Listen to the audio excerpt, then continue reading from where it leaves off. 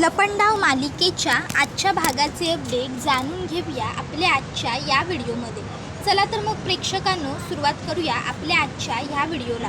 तर आता आपण इथे पाहणार आहोत की कशा पद्धतीने आता इकडे सखीला कबीर सगळ्यातून सोडवण्याचे आश्वासन देणार। आता इकडे दाभाडे मावशी सखीला म्हणतात, सखी अगं तुला जर मच्छी साफ करता येत नसेल ना तर काही हरकत नाही, ये इकडे मी तुला व्यवस्थित मच्छी स्वच्छ धुवून देते, मग तू बनव। त्यावर सखी म्हणते, नाही नाही दाभाडे मावशी तुम्ही काही काळजी करू नका, अहो मी करीन सगळं व्यवस्थित। त्यावर आता ती सखी असं म्हटल्यावर दाभाडे मावशी म्हणतात, ठीक आहे मग सखी कर तू स्वच्छ तुला हवं तसं सगळं। आता सखी सुरमई कापायला घेणार असतेच, इतक्यात तोपर्यंत त्या ठिकाणी पोलीस आलेले असतात। आता पोलीस घरी आलेले अचानक असे पाहून सखीला आश्चर्य वाटतं, दाभाडे मावशींना सुद्धा आश्चर्यच वाटतं। मग पोलीस म्हणत असतात, सखी कामत इथेच राहतात का? त्यावर सखी म्हणते, हो मीच आहे सखी कामत, काय झालं आहे? त्याबरोबर मग ते हवालदार म्हणतात की आम्ही तुम्हाला अटक करायला आलो आहे। आता अटक करायला आलो आहे हे ऐकून सखीला खूप मोठं आश्चर्य वाटतं। सखी म्हणते, काय? त्यावर ते म्हणतात की हो आम्हाला पहिले तर तुमच्या घराची झडती घ्यायची आहे। सखी म्हणते, झडती? आणि घराची पण कशासाठी आणि का घ्यायची आहे तुम्हाला या घराची झडती?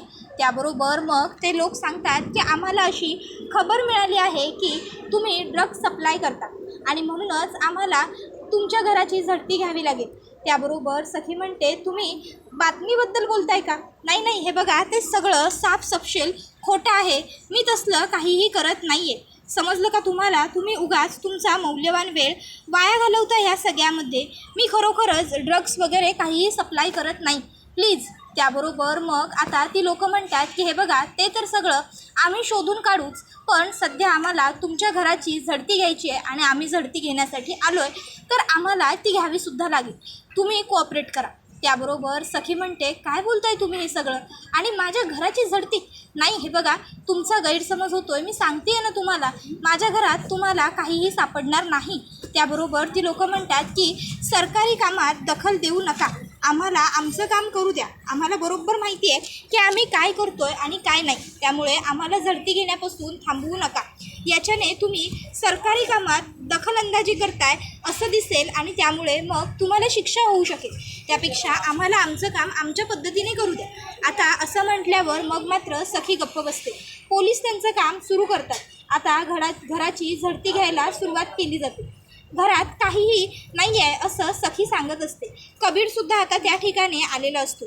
कबीरसुद्धा इन्स्पेक्टर साहेबांना म्हणत असतो की हे बघा तुम्ही अशी डायरेक्ट घराची झडती वगैरे नाही घेऊ शकत, त्यासाठी तुमच्याकडे काहीतरी असायला हवं, वॉरंट असायला हवं, झडती घेण्याची परवानगी असायला हवी।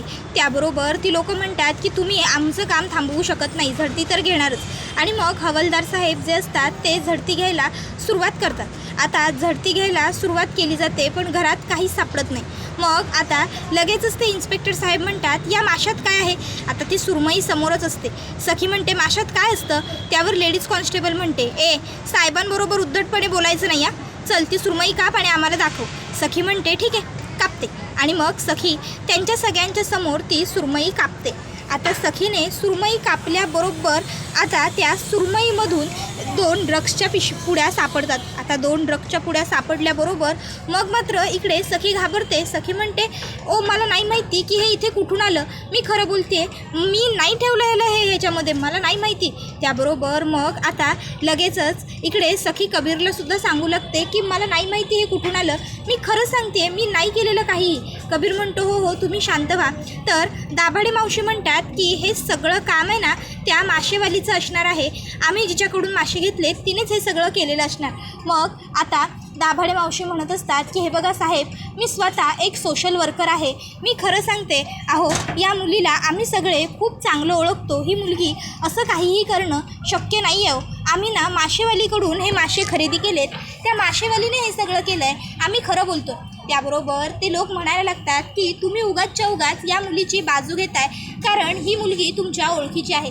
सखी कामत आम्हाला तुम्हाला अटक करावं लागेल आणि तुम्हालासुद्धा आम्हाला कोऑपरेट करावंच लागेल, त्याशिवाय तुमच्याकडे कुठलाही पर्याय नाही आहे। सखी म्हणत असते, हे बघा प्लीज मला अरेस्ट करू नका, मी काहीही केलेलं नाही आहे, प्लीज माझं ऐकून घ्या, प्लीज थांबा प्लीज. पण तिचं इन्स्पेक्टर साहेब काहीही ऐकून घ्यायला तयार नसतात. तुम्हाला आमच्याबरोबर यावंच लागेल आणि आम्हाला अरेस्ट करावंच लागेल असं म्हणत ते आता सखीला अरेस्ट करतात. त्यानंतर मग मात्र इकडे संपूर्ण चाळ सखीच्या भोवती लोटलेली असते, कारण सखीने काहीही केलेलं नाही आहे हे सगळ्यांनाच माहीत असतं. सगळेच जण पोलिसांना थांबवण्याचा पुरेपूर प्रयत्न करत असतात, पण पोलीस सांगतात, हे बघा सरकारी कामात दखल देऊ नका, नाहीतर आम्हाला तुमच्या सगळ्यांवरतीच कारवाई करावी लागेल. मग मात्र सगळेजण मागे फिरतात. त्याबरोबर मग आता लगेचच सरकार ही कबीरला कॉल करते आणि मग सरकार कबीरला म्हणत असते, काय मग कसं वाटलं माझं सरप्राईज, कशी वाटली सुरमईची चव. त्यावर कबीर म्हणतो, अच्छा म्हणजे हे सर्व तुम्ही केलं आहे. तर मनस्विनी म्हणते, काल तू हिरोगिरी केलीस ना, म्हणून आज मी थोडीशी विलनगिरी केली, बघूया जिंकतं कोण, तू की मी. त्यानंतर इकडे सखी हिला तुरुंगात टाकलेलं असतं. कबीर तिकडे आलेला असतो आणि तो म्हणत असतो की काळजी करू नका बेबी सरकार, मी सोडवेन तुम्हाला. तर इन्स्पेक्टर साहेब म्हणतात, ए गप्रे, उगाचच्या उगाच काहीही वेड्यासारखं बडबडू नकोस, तिच्यावरती काय चार्जेस आहेत ते तुला माहिती आहेत का. त्यावर कबीर म्हणत असतो की हे बघा सखीने काहीही केलेलं नाही आहे, तुम्ही तिला असं बळजबरीने अरेस्ट नाही करू शकत. इन्स्पेक्टर साहेब म्हणतात, तिच्यावरती जे चार्जेस आहेत ना ते गहन आहेत, त्यामुळे ती बाहेर निघू शकत नाही, समजलं ना. तू काय बाहेर काढणार तिला हिरो, तिला कोणीही बाहेर काढू शकत नाही. त्यावर आता कबीरचा पारा चढतो आणि कबीर म्हणतो, तुमच्यात तर आता मी. त्यावेळी सखी कबीरला हाक मारते. कबीर सखीकडे येतो आणि म्हणतो, हा बेबी सरकार बोला ना काय झालं. त्यावर सखी कबीरला म्हणते, कबीर हे बघ प्लीज काहीही चुकीचं वागू नकोस आणि शांत राहा, आपल्याला गोष्टी शांतपणे हाताळाव्या लागणार आहेत, प्लीज रिलॅक्स. तोपर्यंत त्या ठिकाणी सखीची वकील सुवर्णा देसाई आलेली असते. सुवर्णा म्हणते की हे बघा उगाचच्या उगाच आपण दोघांनीही विषय ताणण्यात काहीही अर्थ नाही आहे. आज विकेंड असल्यामुळे सखीला बेल मिळणं शक्य नाही आहे, हे तुम्हालाही माहिती आहे आणि मलाही. त्यापेक्षा तुम्ही ड्युटी ऑफिसरकडे तिला शिफ्ट करा, तिकडे जाऊन मग मी बेलसाठी अपील करू शकेन. त्यावर मग इन्स्पेक्टर म्हणतात, चला तुमच्याकडनं कोणीतरी शहाणा आलं बोलण्यासारखं म्हणायला हरकत नाही आता. तर आता संपूर्ण न्यूज चॅनल्सवरती एकच बातमी चालू असते, ती म्हणजे की सखी कामत म्हणजेच तेजस्विनी कामत, राघव कामत यांची मुलगी आणि राजलक्ष्मी किर्लोस्कर यांची नातसून हिने ड्रग सप्लाय केले आणि त्या केसमध्ये तिला झाली अटक. त्याबरोबर आता हे सगळं बघून परशू काका म्हणतो, खोटं आहे हे सगळं, आपली सखी हे काहीही करणं शक्यच नाही आहे, सखीने असं काही केलेलं नाहीच आहे. त्याबरोबर मनस्विनी टी व्ही बंद करते आणि परशूला म्हणते, काय म्हणालास परशू, परत बोल. त्याबरोबर मग परशू काही बोलणार इतक्यात मीनाक्षी म्हणते, म्हणजे यांना असं म्हणायचं आहे की सखी खूपच हाताबाहेर गेलेली आहे. त्याबरोबर मग मनस्विनी म्हणते, मी तुला विचारलं होतं का, तू कशाला बोलतीयस त्याच्या वतीने. त्याबरोबर गौतम काका तिकडे येतो आणि म्हणतो, कोणी काहीही म्हणू द्या, कोणाला काहीही वाटू द्या, पण मी पक्क सांगतोय की सखीने काहीही केलेलं नाही आहे. आणि राहिला प्रश्न ह्या बातम्यांचा, तर ह्यासुद्धा काही फार काळ टिकणार नाही आहेत. कालसुद्धा अशाच बातम्या चालू झाल्या टी व्हीवरती आणि काही क्षणातच कबीरने त्या सर्व बातम्या बंदसुद्धा केल्या आणि आजही तेच होणार आहे. आजही या सर्व बातम्या कबीर थोड्या वेळात बंद करेल. त्यावर मनस्विनी म्हणते की तुझ्या लाडक्या पुतणीवरती कुठले आरोप लागलेत हे माहिती आहे ना, काय चार्जेस आहेत ते तिच्यावर, की मी सांगायला हवं.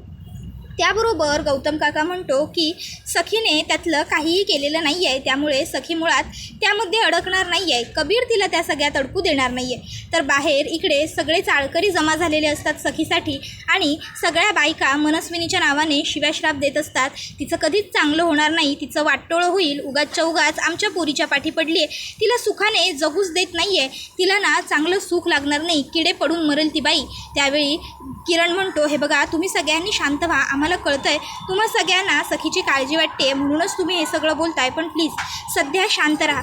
मग सगळे शांत होतात. तर जानूने मोबाईलवरती बातम्या लावलेल्या असतात, सर्व बातम्यांवरती सखीचीच बातमी असते. इकडे तेजस्विनी कामत यांची मुलगी आणि राजलक्ष्मी किर्लोस्कर यांची नातसून ही सरळ उघड्यावर ड्रग सप्लाय करताना सापडली वगैरे वगैरे. मग आता हे सगळं बघून कबीर म्हणतो, प्लीज बंद करा ती बातमी ना. त्याबरोबर मग आता ती बातमी बंद केली जाते.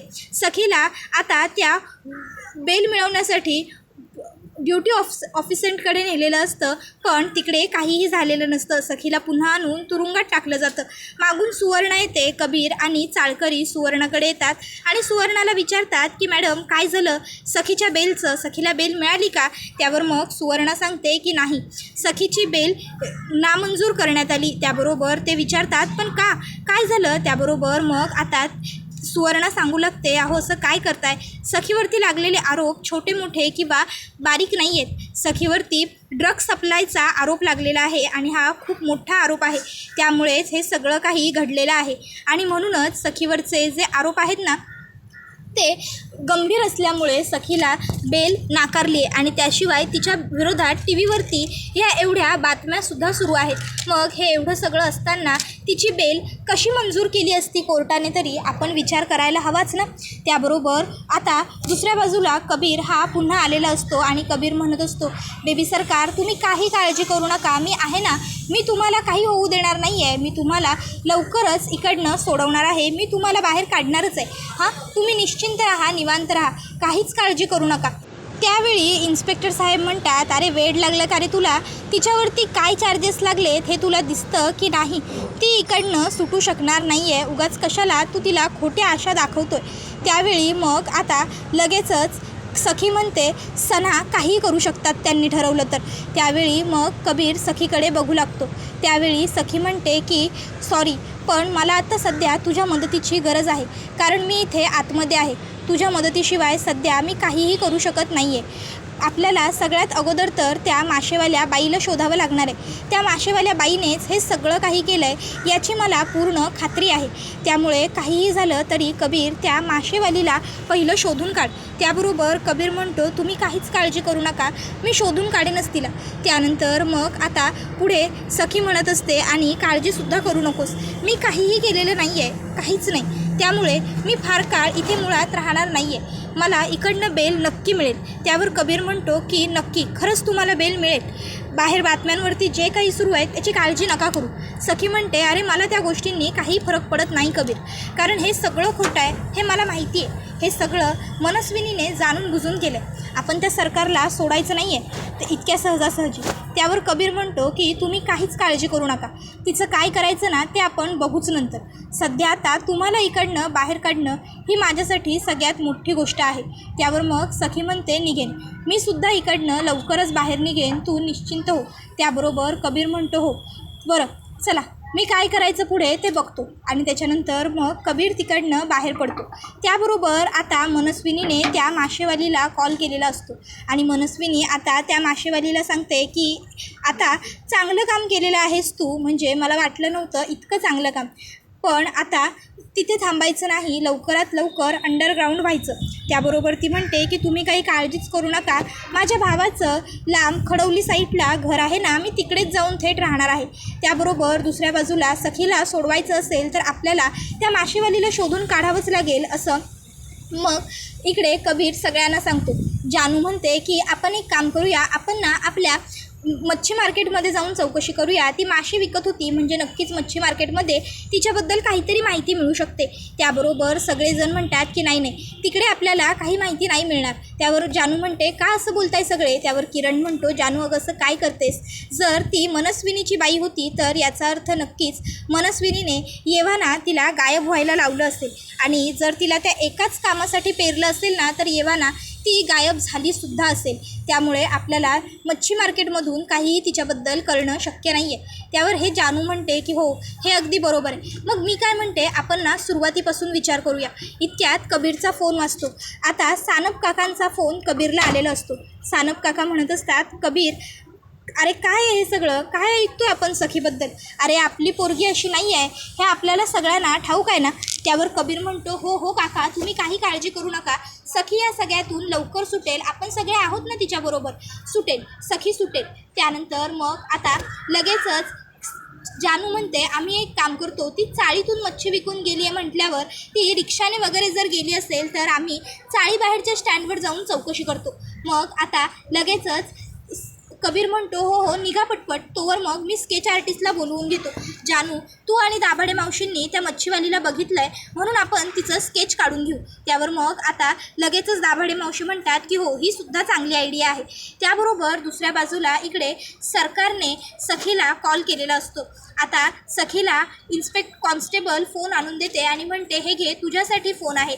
सखी फोनवर बोलायला फोन घेते तर मनस्विनी म्हणते काय कसं वाटलं बेबी? आता कामत हाऊसवरून चाळीत, त्या भिकारड्या चाळीतून आता थेट तुरुंगात. त्याबरोबर सखी म्हणते काहीच वाटत नाही आहे मला तुरुंगात आल्याचं. त्यावर सरकार म्हणते अरे रे काय तो ॲटिट्यूड. हे बघ अजूनही वेळ गेलेली नाही आहे सखी. माझ्या पायावर नाक घास, माझी माफी माग, माझ्यासमोर हातपाय जोड, मग बघू मी विचार करेन तुला तुरुंगातून सोडवता येईल की नाही याचा. त्याबरोबर सखी म्हणते काहीच गरज नाही आहे मला एवढं सगळं करण्याची. आणि मुळात सॉरी मी तुम्हाला म्हणणार नाही आहे तर तुम्ही मला म्हणणार आहात आणि ते सुद्धा लवकरच. बघालच चक्र कशी आपोआप उलटी फिरतात ती. समजलं ना? आणि राहिला प्रश्न मी तुरुंगात असण्याचा, तर खूप मोठे मोठे क्रांतिकार, खूप मोठे मोठे वीर ज्यांनी विद्रोह केला, ज्यांनी आपल्या देशासाठी लढा दिला, त्यांनासुद्धा तुरुंगात जावं लागलंच की. मग मी तशाच पद्धतीचं हे काहीतरी आहे असं समजून घेईन. कळलं ना? त्याबरोबर मग आता मनस्विनी म्हणते की अरे वा याचा अर्थ इतकाच होऊ शकतो की सुंभ जळाला आहे पण अजून पीळ गेलेला नाही आहे. तर काही हरकत नाही, लवकरच पीळसुद्धा सुटेल ही माझी खात्री आहे. तू आता काहीही करू शकत नाहीस सखी. तुला माझ्यासमोर हात जोडण्या वाचून काहीच पर्याय नाही आहे. तर दुसऱ्या बाजूला कबीरने आणि किरणने एका पत्रकाराला फोन केलेला असतो. तर तो पत्रकार म्हणत असतो की आत्ताच्या लोकांना आहे ना खरं आवडतच नाही. आत्ताच्या लोकांना खोटं, नॉन लॉजिकेबल आणि फक्त नॉन एंटरटेनिंग गोष्टीच आवडू लागलेल्या आहेत. म्हणजे आत्ताचे पत्रकारही तसेच आहेत आणि ऑडियन्सही जास्त करून तसंच आहे. आता सगळीकडे तुम्हाला माहिती आहे का हेडलाईन काय सुरू आहे? सखी कामत, राघव कामतची मुलगी कामतांची वारस ड्रग्ज सप्लाय करताना सापडली वगैरे अशा हेडलाईन आहेत. त्याबरोबर किरण म्हणतो हे सगळं खोटं आहे रे आणि म्हणूनच आता सगळे चॅनल तेच दाखवत आहेत. तर तुझ्याकडे एक खूप मोठी संधी आहे. तू म्हणाला होतास ना तुला मोठी बातमी पाहिजे तर ही तीच बातमी आहे. तू सखीची खरी बाजू सगळ्या लोकांसमोर मांड. तू सगळ्यांसमोर सांग की सखी निर्दोष आहे आणि खरा गुन्हेगार लवकरच पकडला जाईल. करशील ना रे तू हे? त्याबरोबर तो म्हणतो की हे बघ किरण जर बाजू सत्याची असेल तर मी नक्कीच करेन.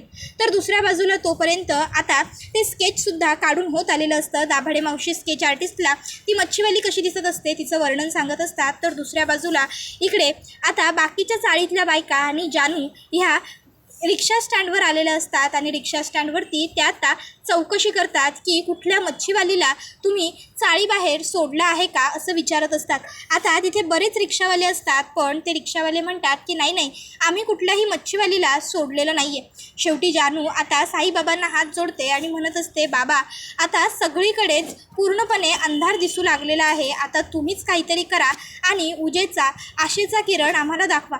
इतक्यात तिकडे एक रिक्षावाला दादा येतो. मग जानू म्हणते चला आपण त्यांना विचारूया. त्यांना ती लोक विचारतात की तुम्ही आपल्या चाळीबाहेर कुठल्या मच्छीवालीला सोडलं का? त्यावर ते होकार देतात आणि त्यांनी वसंतनगरला त्या मच्छीवालीला सोडलं असं ते सांगतात. त्याबरोबर जानू म्हणते ठीक आहे. तर दुसऱ्या बाजूला सखी मनस्विनीला म्हणत असते की तुम्हाला वाटत असेल तुम्ही जिंकलात पण तसं काहीही नाही आहे. शेवटी विजय हा सत्याचाच होतो. आठवतं आहे ना 12 वर्ष तब्बल 12 वर्ष तुम्ही माझी आई आहात असा खोटा बनाव तुम्ही रचला होतात. पण शेवटी तुमचं खोटं उघडकीस आलंच, सत्य पुढे आलं. ह्याच्यावरून काय सिद्ध होतं सरकार? ह्याच्यावरून काय शिकता येतं आपल्यासारख्या व्यक्तीला? तर खोटं कितीही गडद असलं ना तरीसुद्धा खऱ्याचा रंग दाट असतो आणि खरं हेच वरती येतं. समजलं ना? त्यामुळे मी गुन्हेगार नाही आहे हे मला तर माहिती आहेच पण म्हणूनच मी बाहेरही येणार याची मला खात्रीसुद्धा आहे. तुम्ही कितीही आणि काहीही केलं ना तरी त्या सगळ्याचा माझ्यावरती काहीही फरक पडणार नाही आहे. त्यानंतर रात्री नंदामावशी विचारते की नेमकं तू काय करणार आहेस? तुझ्या मनात काय आहे मनस्विनी? तर मनस्विनी म्हणते सखीचा खेळ मी कायमचा संपवणार. त्याबरोबर नंदामावशी म्हणते म्हणजे नेमकं काय? त्याबरोबर मनस्विनी म्हणते तुरुंगात कोणीही कोणाचा जीव घेऊ शकतं. आणि एक आता जाड अगदी धष्टपुष्ट बाई येते जेलमध्ये सखी ती सेलमध्ये आल्यावर खूप जास्त घाबरते आणि ती बाई आता सखीचा गळा दाबते आणि सखी खाली कोसळते. त्याबरोबर हा व्हिडिओ इथेच संपतो. व्हिडिओ आवडला असेल तर व्हिडिओला लाईक करा. चॅनलवर नवीन असाल तर चॅनलला सबस्क्राईब करा. चला तर मग प्रेक्षकांनो आजच्या पुरतं इथेच थांबूया. पुढचा व्हिडिओ येईपर्यंत या व्हिडिओचा आनंद घेत राहा. तुम्हाला काय वाटतं आता खरोखर सखीचं काही बरं वाईट होईल का हे जाणून घेण्यासाठी आपल्या चॅनलबरोबर जोडलेले राहा. धन्यवाद.